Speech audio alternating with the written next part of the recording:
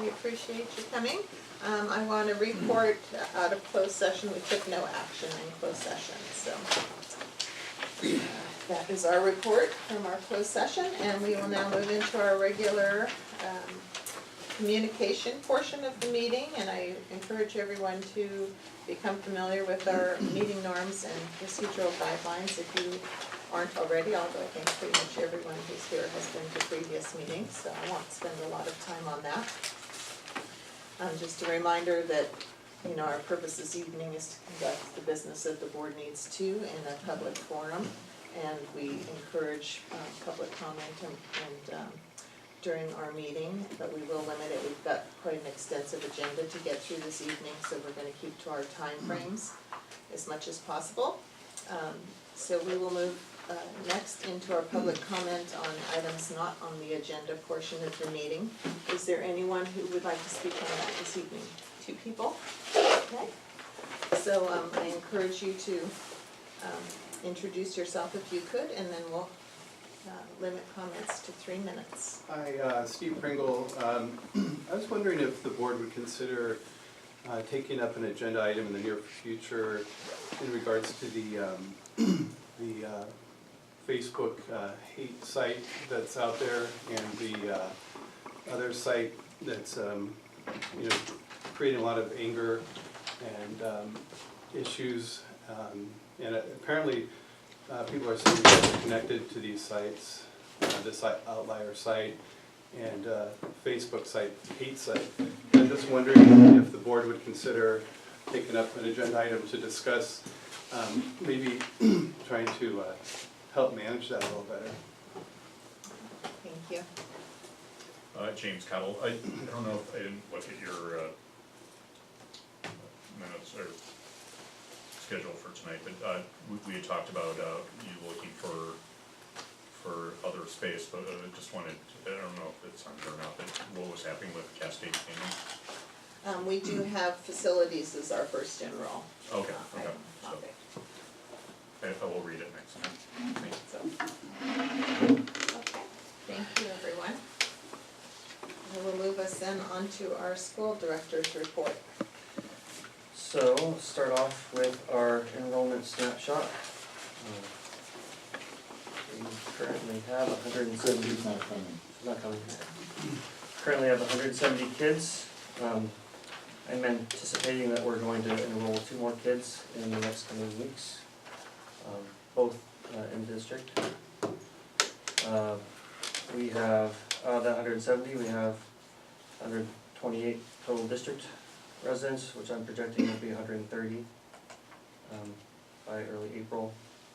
And we have our in-district, or total EL of 28 kids, which has not changed, and our free and reduced price lunch numbers, which is 44 kids, which I don't believe has changed.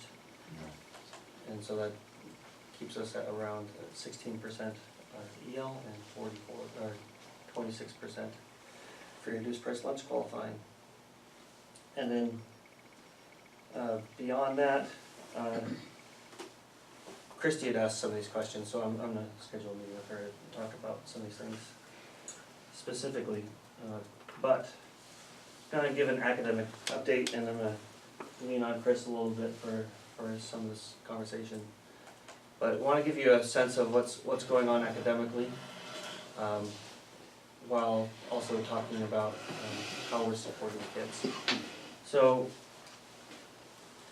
Christy specifically was looking at, wondering how we support students who are not meeting grade level standards, and she was also looking at how we support kids who are exceeding grade level standards. Really, it's like a differentiation and support question. And I'll start by saying that the first job is seeing where kids are, and I'm going to kind of jump over to Chris a little bit for you to explain like how the teachers see where kids are in the current moment. Mm-hmm. So assessment-wise, I mean, some of it is, a lot of it is teacher observation. You know, we do assessments. Some of them are, you know, math, end of the unit assessments, that kind of thing. We do reading assessments where we sit and read with kids 2 or 3 times a year. or 3 or 4 times a year. We do writing samples, we do all of this stuff, but generally our assessments bear out what we already know about kids from working with them every day. So it's really a combination of those things. We're also doing interim assessments now. Once about February started, we started doing interim assessments in language arts and math that are like sample tests of what they will get when they take the state tests, computerized state tests in May. Exactly, third grade. That's 3rd through 5th grade, right? So that gives us a pretty good sense of where kids are. Like I said, we're not usually very surprised. Every now and then a kid scores really well, I'm like, hey. And other times it's like, ooh, that one didn't do so well.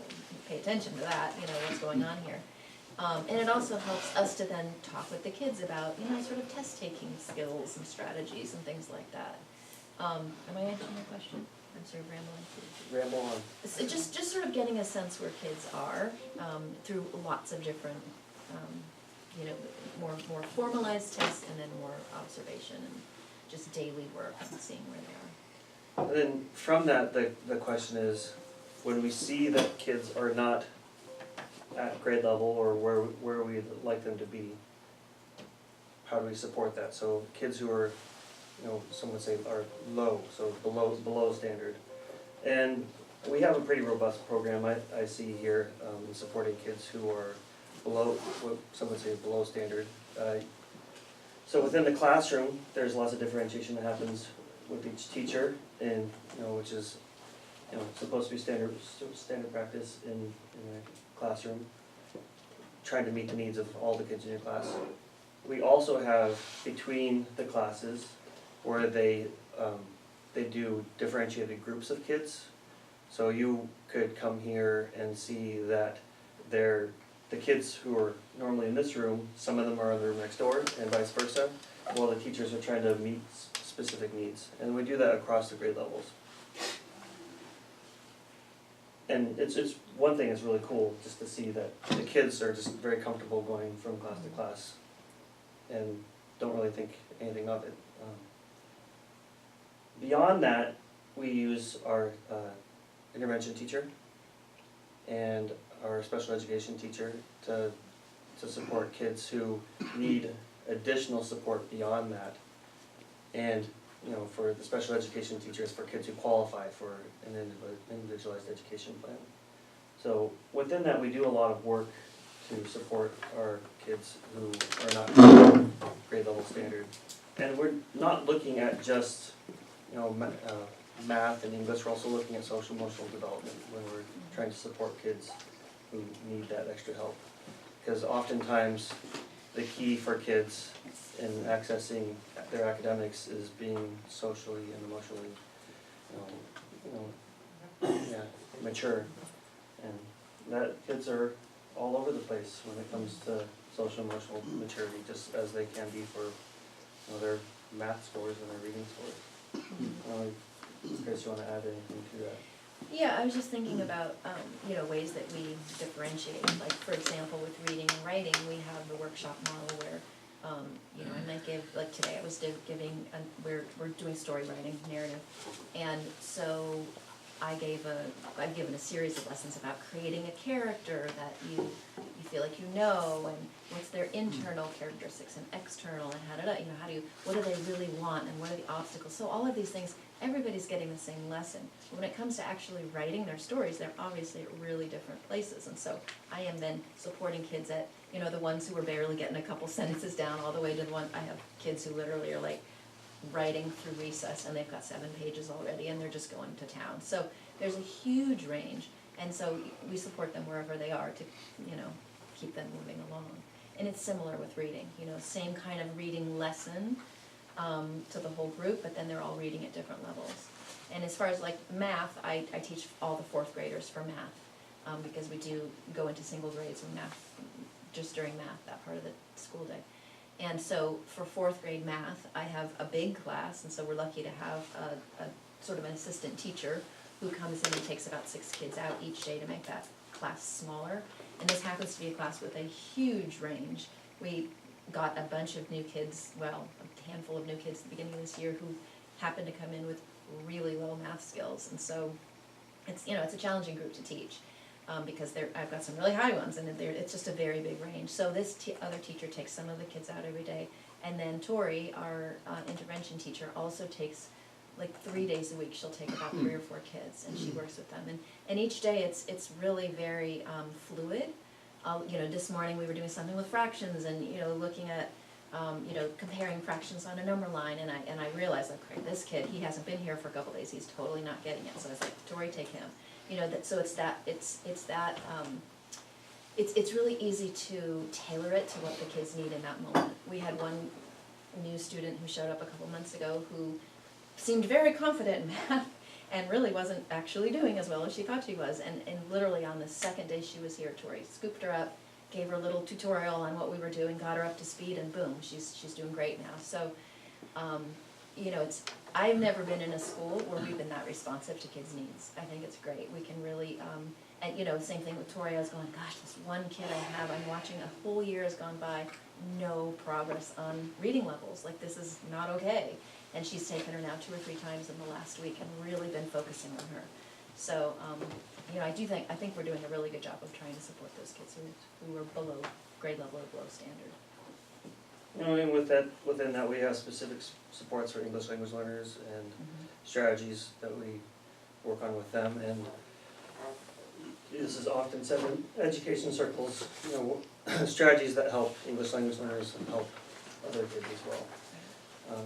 So that's just kind of a summary of how we support kids who are below grade level. And before we jump to the other end, I'm wondering if there are any questions from any board members.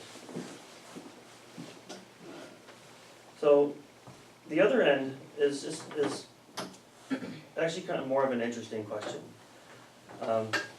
And from what I've found is there are kids who are, just like kids who are below or in a specific area, they may be advanced in another area. You know, I can just speak for my son, who, you know, even though, you know, he was not reading in first grade, and now he's in third grade and reading at like a middle school level. He's just, you know, he's there, but in math, he's behind when it comes, because, you know, his development.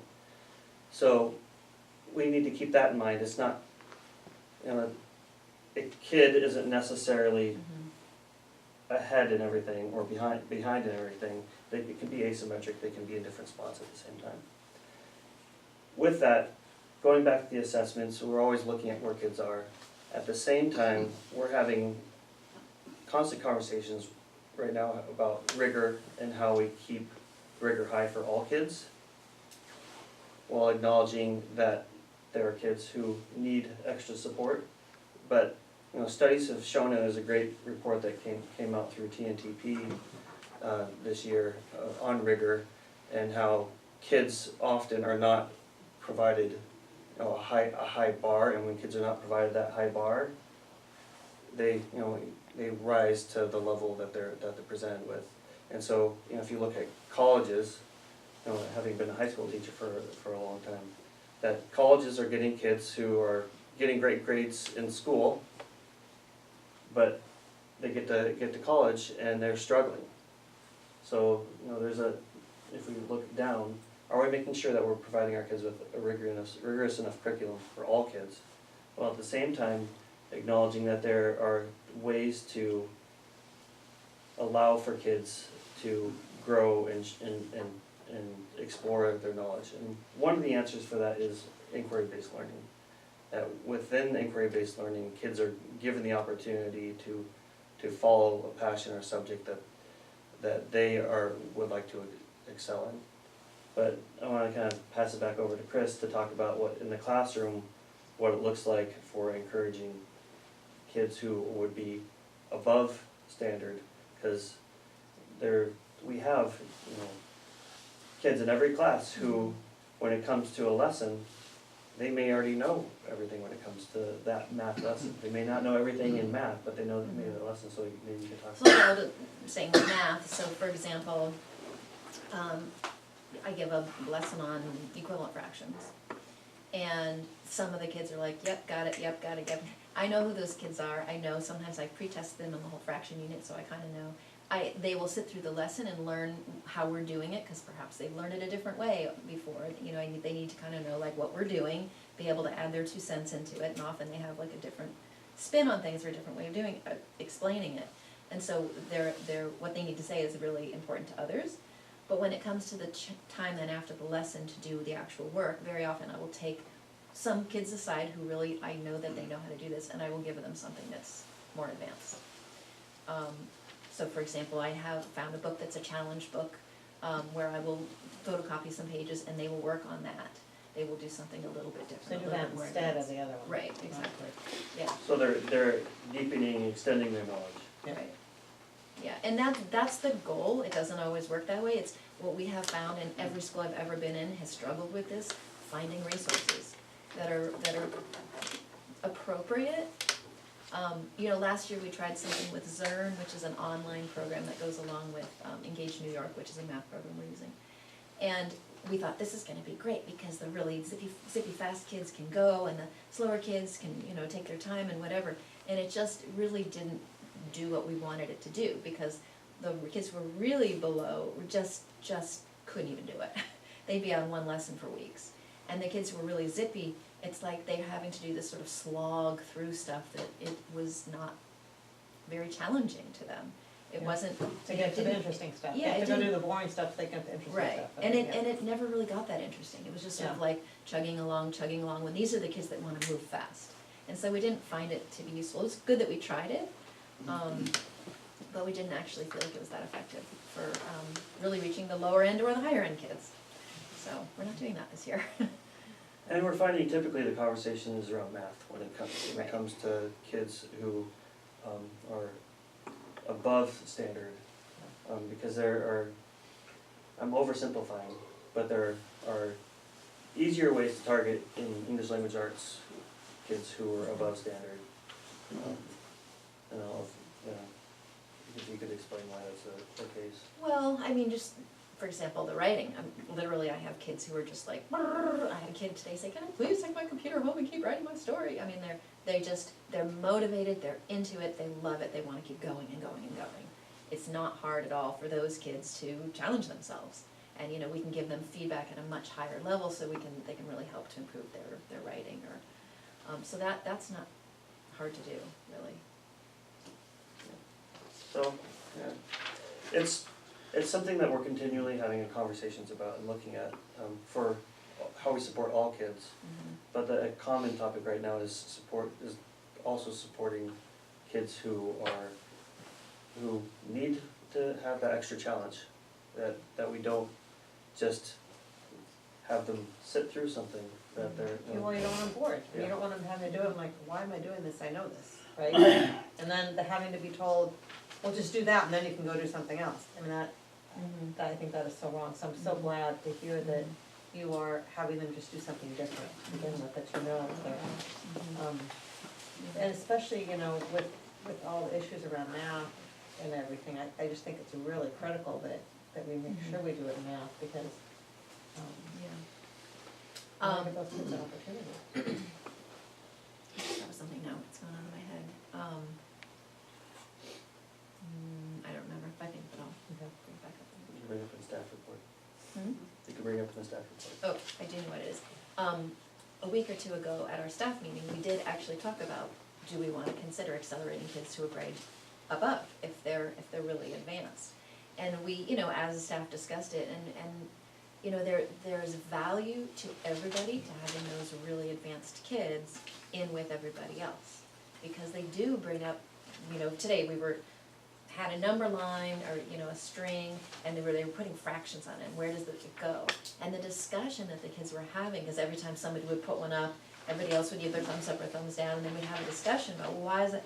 And sometimes they would say, well, if it's, you know, 4/5, then it's only 1/5 away from a whole, and other kids never looked at it that way. So the discussion that you have with a heterogeneous group can be really valuable to everybody. You know, even the higher kids are benefiting from hearing what the lower kids are saying. Sometimes like, oh, I never thought of it that way. Maybe kids super visual or spatial, or, you know, it's valuable, I think, to have a wide range. And when I was administrator in San Francisco Unified, the middle schools got rid of advanced math. No advanced math in middle school. Everybody takes 7th grade math, everybody takes 8th grade math, all the kids are in together. And that created a big uproar with parents. And their parents have pulled their kids out, some of the private schools. And they've been studying this, and what they found in studying it is that all the kids ended up doing better. Their scores, all the kids' scores improved. So there is something to be said for keeping all kids together. And I think what you said earlier about rigor, exposing kids to stuff that is at a wide range, even though they may not get it all, just I think the research shows that the exposure is really critical, and that's the problem with all these level programs. Kids need to be at a level they're at, but they also need to be exposed, and putting all the kids together does that in a natural kind of way. When my son was like in 4th grade, he came to Christina and said, "Am I one of the smart kids?" The fact that he could go for 3 years in a program and not have that question ever appear in his brain, so that somehow it got asked somewhere, so then it appeared in his brain. But just the mixture, like you say, in every classroom, there are kids in some subjects who are really advanced and then other subjects that are not. So it's a constant dynamic of changing roles and creates for, at least when I was a parent, for a non-competitive, non-judgmental, self-judgment or other judgment environment of learning. Everybody's just learning stuff. And I want to say everybody's too, teaching it. the culture is that the kids help each other. In fact, I have one of my students in math who really struggles, and mostly struggles because he doesn't read very well, and so much of math is reading. It's all these word problems, and he really needs a lot of support. Well, one day he was out with Tori, and he had finished up the page with her, came back in, and somebody else in the class was kind of struggling along. I said, "Could you help her?" And he spent the next 10 minutes teaching this other student what to do, and it was such a boost to him. This was just last week. It was just such a moment where he's like, "Oh yeah, I got this." And of course, teaching it to others always really helps anyway, but it was really awesome. So I think anytime that we're always having kids help each other. That's just part of the culture. But having that moment for him where he was sort of the expert, he knew how to do it, was really great. And I'll speak from personal experience. When I was in elementary school, I remember in 5th grade I was put into a GATE program. And I remember being excited and proud, my parents being excited and proud. But what that meant was when other kids were studying one subject, me and 5 other kids would be in the hallway doing worksheets. And we just do worksheets, put them in the bin, and then just go back and join the class. And I think we lose so much by sorting kids. But at the same time, it is important for us to know where our kids are. And there are times when we can support them by, giving them some extra support in different ways. But we need to also acknowledge that kids learn better together. So it's a work in progress. It's a constant conversation, and we always appreciate advice and support. Yeah. And So I think the other piece then, as we grow as a school, the other piece we talked about last time was how can we report out to the board with, I don't know if it's a couple times a year or whatever, how we're doing. Yeah. So all the right things hopefully are happening and reviewed and re-reviewed in staff meetings on an ongoing basis, but then what kind of measurements or readouts can we get to sort of see how we're over time progressing, so as a board we can, are we doing what we need to be doing? And obviously not all things are easily measured or easily measured frequently, but I think that's one of the things that came up as how can we, and we may not have the answer yet today, but I think we wanna have some way to see how are we doing and see that over time and be comfortable ourselves that we're progressing kids and then in areas where we're not, that we review even closer. Can we, Well, I- that, when you do the interim assessment, is there any data from there that can be shared that? Yeah, so basically my answer is, next up in the series is, gotta decide whether it's gonna be report cards or looking at the interim assessments.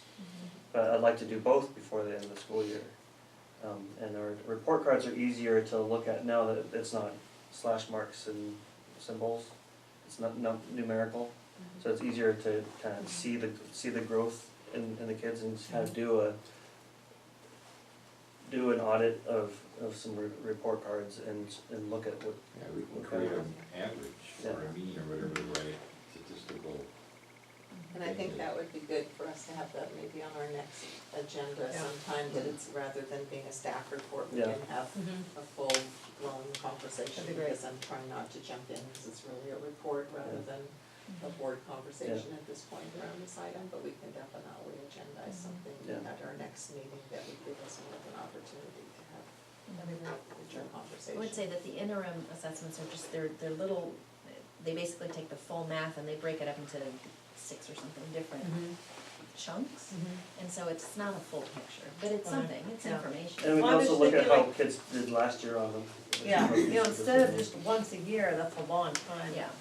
You know what I mean, to not, and Right, so, so, Okay. you know, I mean, I suggest, what my suggestion would be that you think about taking these report cards. If it's true that the teachers really understand where the kids are, then that'll be predictive of the interim assessments and the final assessment and the state assessment. And, I just think a simple way to solve this problem is just to, quantify Yeah. 170 report cards 3 times a year and report it out. Yeah. And have a context and a narrative that goes with it. Yeah. And we'll see how predictive it is, right, once the state tests it. It's a simple way to do it, now you've created the work to make these things numeric. yeah. That's the plan. Okay. Thank you. Thank you. Okay. Anything else that you wanna cover in your report? Okay, so we will move on to the next item on our agenda, which is board and staff information updates. And, just a reminder, I think I've gotten quite a few of them, but we do have the Form 700 that needs to be filed by the end of this month. So if This you- month or next month? Is At it the end of April March, first? yeah, I think it's the beginning, yeah. So, if you haven't turned it in, make sure that you get that to me in the next week.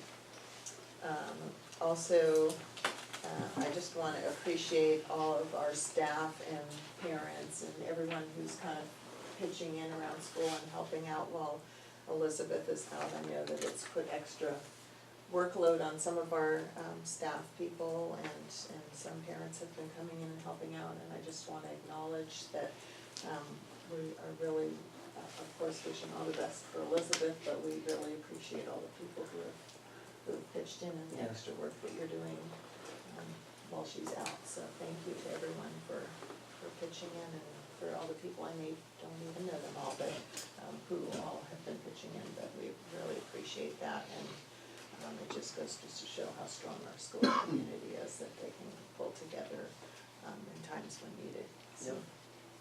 Thank you. Are there any other board or staff information? No? Okay, let's move on then to our general topic items. The first item on the agenda this evening in the general items is our facilities options for 2019-20. I think that this fairly well outlines where we are at this point in the process. In the Prop 39 process, we provided our letter to the district by March 1st, which was the last deadline. And we're expecting a letter back from them at the beginning of April. And we continue to explore other non-Prop 39 sites and make sure that, we have contacts with people out in the community of some of those sites that we have had on our list for a long time, to make sure that they know that we're interested if something becomes available, in the community. So, that's kind of where we are at this moment in our process. We have kind of outlined why we are using the enrollment numbers that we're using. And, at this point, we continue to move along on that, in that process, and every day we're assessing where we are and trying to find out whether there are options that we haven't considered, so. Is there any board comment before I go up for public comment? Okay. Is there anyone who wants to comment on this item? Just one? Two? Okay. So, James Cowell, what's happening with Cascade Canyon? I know that you guys were pursuing that, and I don't know, where are you in that part of the process? Okay. So, and we'll answer everything after we get all the questions. Matt Brassler, I'll ask the question I've asked dozens of times. I've offered my help with regard to the move. I know a lot of people in the community. I know a lot of the sites that you guys are considering. I've talked with several of you on and off the record, behind closed doors and in front of closed doors about some of these sites, especially Trustee Kimball. She and I have had long conversations about that, but I haven't had any follow-up. I forget somebody's husband, I forget, what's his name? Somebody's husband who works for Whole Foods. Adam? There you go. Adam was gonna call me, allegedly. I'm just offering again, I'm wondering if there's any money in your budget for facilities in the event that a facility did show up. Okay, I'll answer. Any more questions before I close the public comment?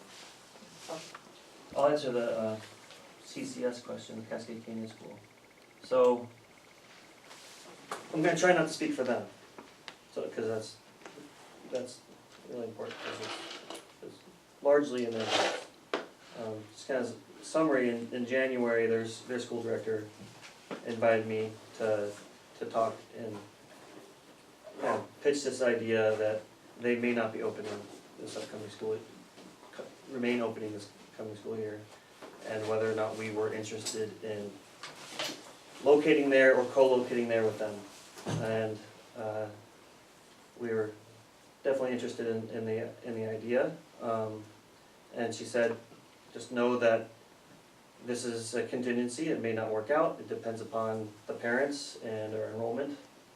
And right now it's depending upon their parents and enrollment. And I know they've got new leadership coming in, and they're bringing in some new ideas. And that's really where it's at. And I don't know at the moment what their plans are exactly. So you don't know if they're still pursuing that or not? Well, they're not,